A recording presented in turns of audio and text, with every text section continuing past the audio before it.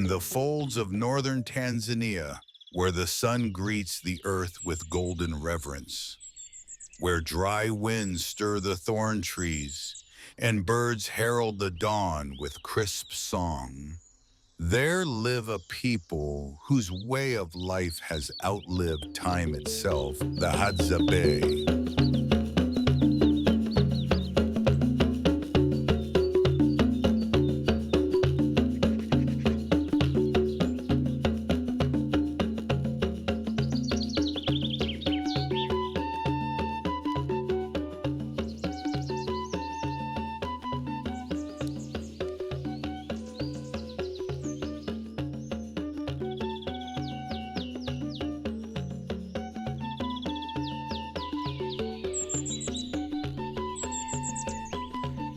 In the Hadzabe village, life follows the rhythm of nature.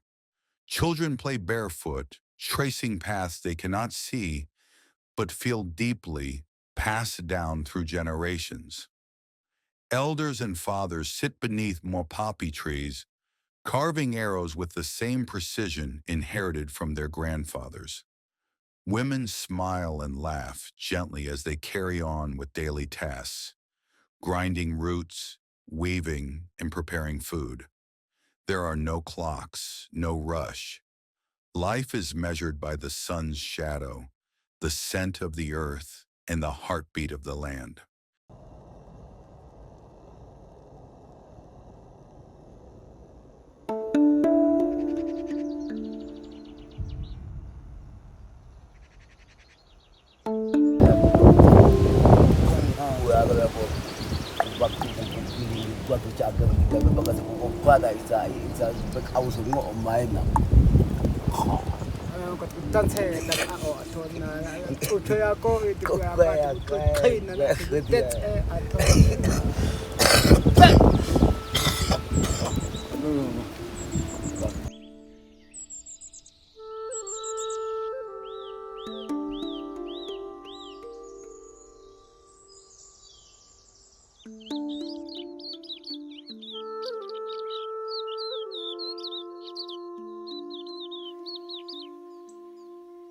A skilled tracker, a craftsman, and a mentor to the younger boys who follow in his steps.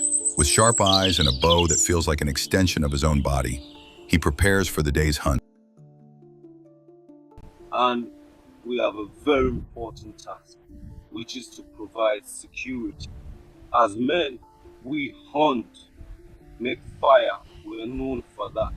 Later, one of us shows the arrows. We put poison on them. We also have a division of roles.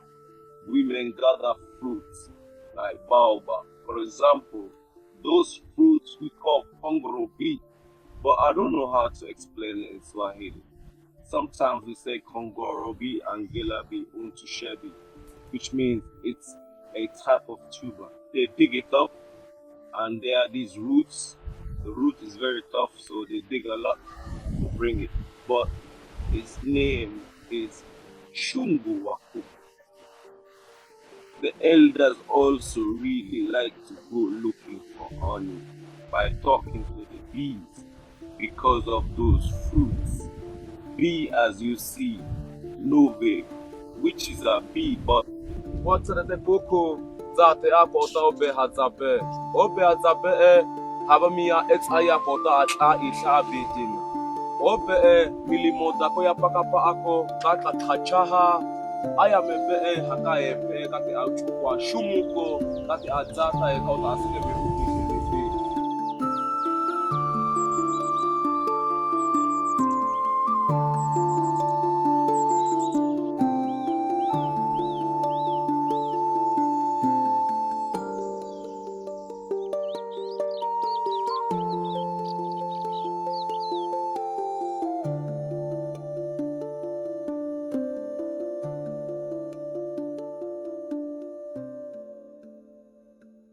Before they even step across the boundary into the wild, the Hadzabe begin their deep preparations.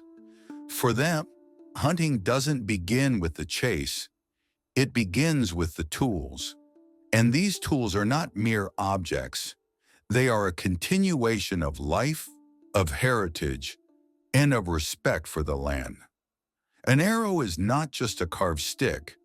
It carries craftsmanship, wisdom, and a sacred ritual within it.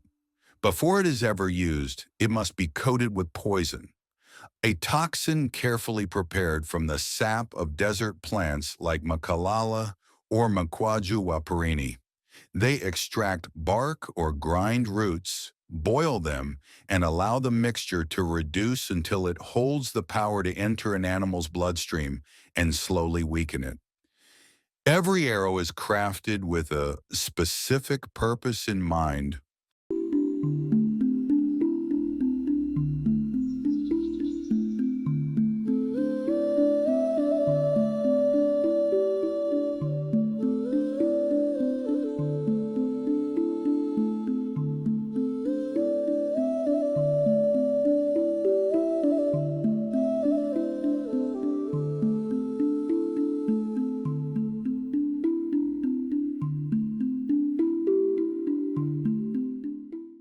As the fire fades and the stars return to the sky, the Hadzabe remain, not as a forgotten people, but as a living story, etched into the earth, spoken by the wind, and carried through time.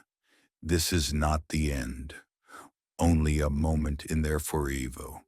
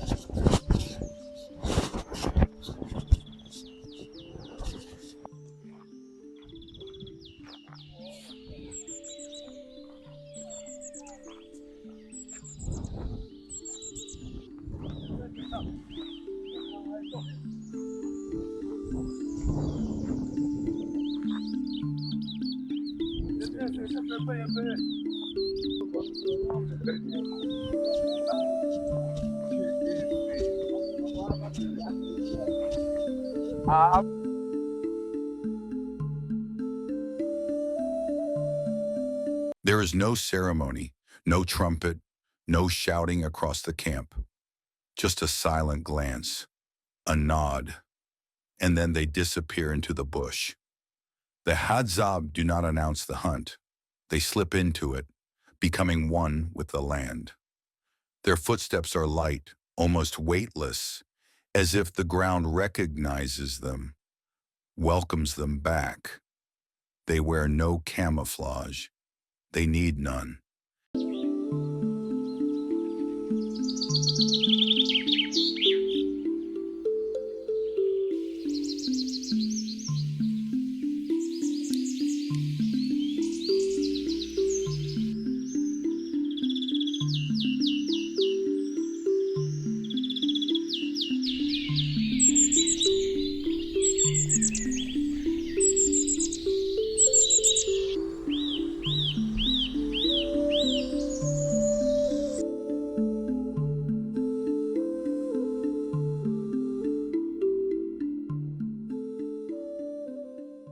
A rustle, a blur in the bush.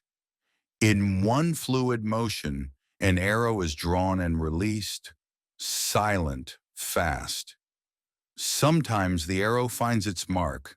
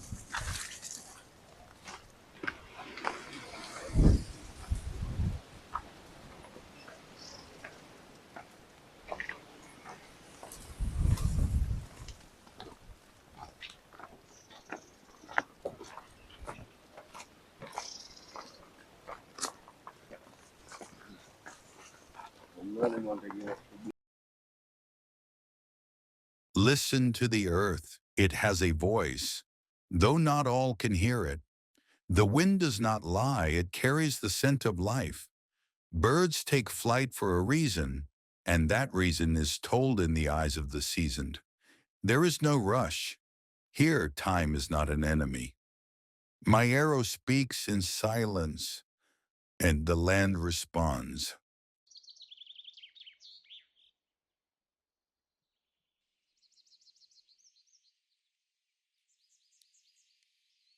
Tracking for the Hadzabe is not a technique. It is a language, a way of reading the earth as one would read an ancient scroll. Every stone out of place, every bent blade of grass, every scent on the wind, it holds a message.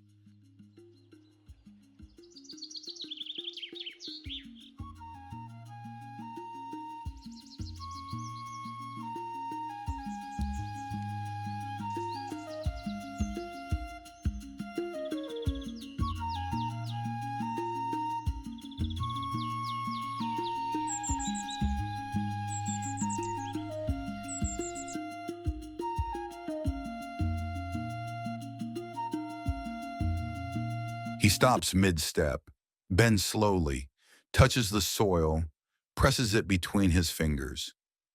Is it fresh, damp, warm? Then he lifts his head, closes his eyes, and inhales deeply. The wind speaks too. It carries the scent of animals, the movement of air disturbed by a body passing.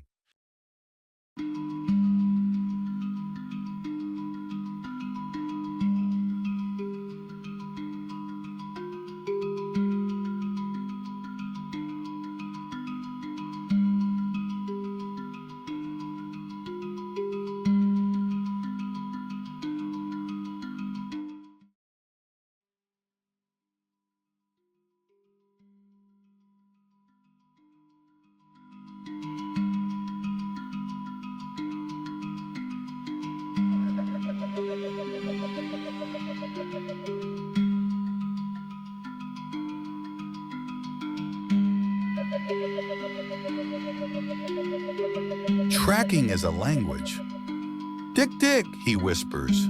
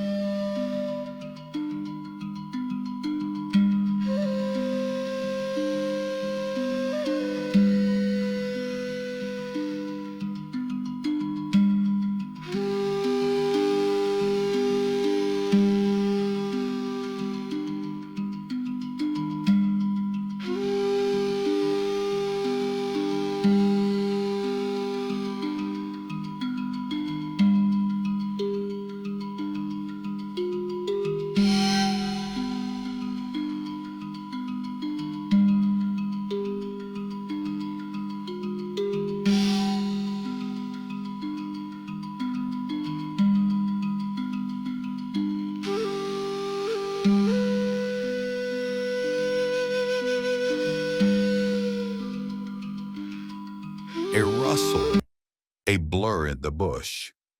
In one fluid motion, an arrow is drawn and released to silent, fast. Sometimes the arrow finds its mark.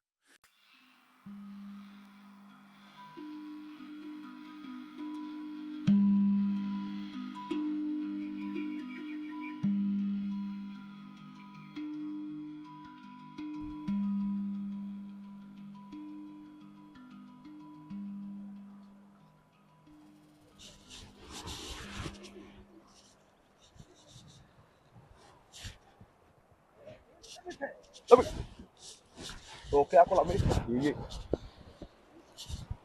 Kalay ani. Ano na oo. Habok na. Di ako man. Di ako hey. Habok. Hey. Di kai.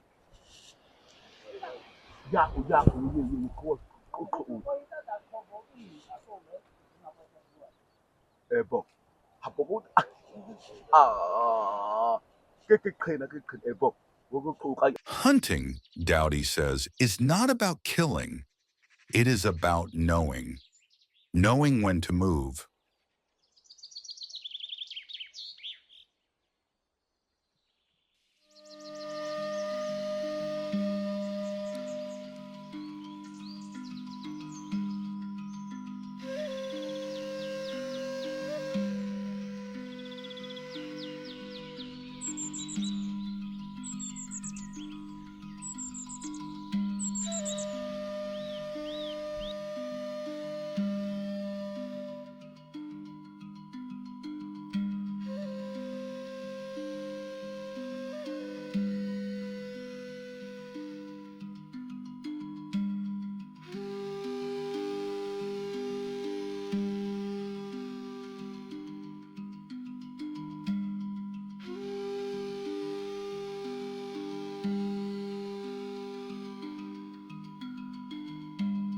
Among the Hadzabe, hunting is not seen as an act of aggression or merely a way to get meat.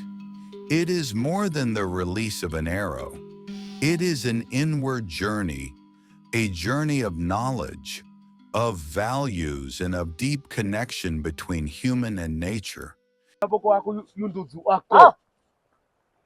Kuku kwa kete kuku bara kota dolo kako isa kuku asuko eta adolo kakuku bita kuku ba kuku ba doko kuku kuku ako ba kota ayondo ako isa kuku kota ota na kuku kwa kete kuku tunziti ya kana kwa kete kuku aka pala to ako yunduzu mase awataya kasi amna baitu ako yunduzu Hindi mas iyo na bang eta ako ato pada mama kigaan.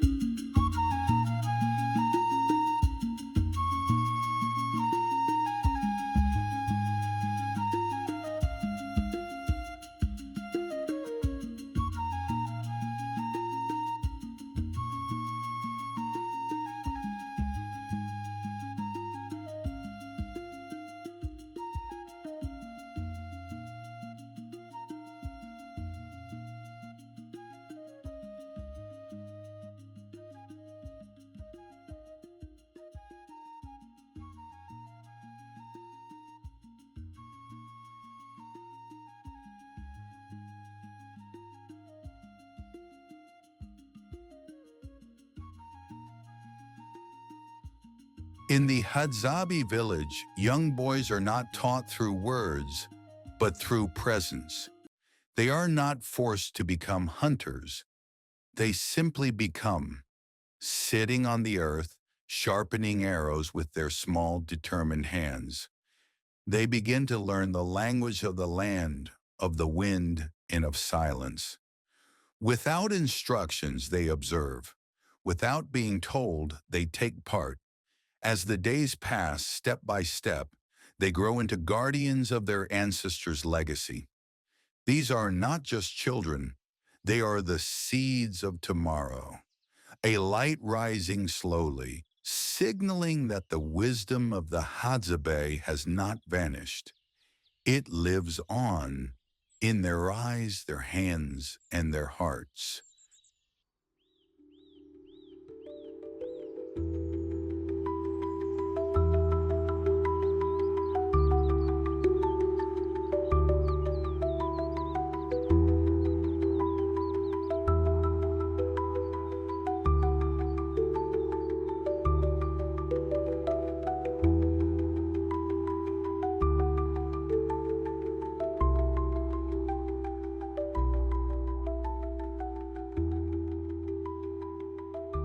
Young boys, do not learn the ways of the hunt in classrooms or through spoken lessons.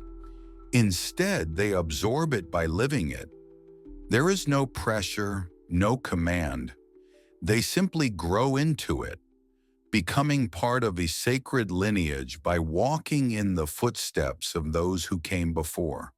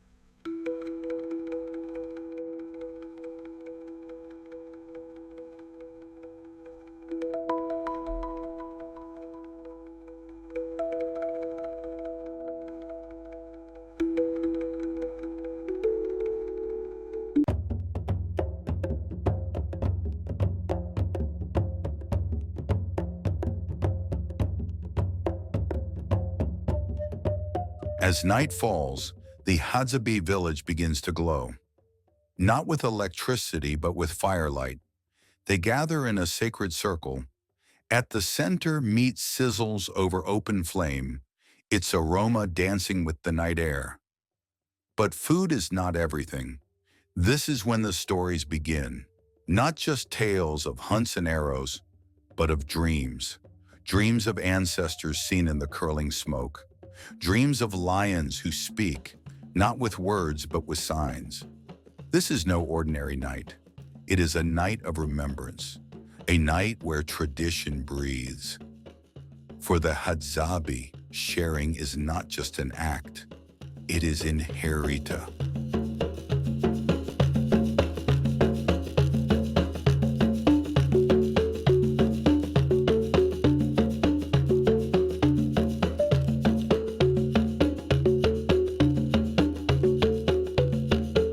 Welcome to Tanzania, a land of endless beauty, ancient cultures, and warm smiles. From the peaks of Kilimanjaro to the rhythms of Zanzibar and the untamed spirit of the Hadzabe near Lake Eyasi, this is Africa in its purest form. Karibu Nyumbani.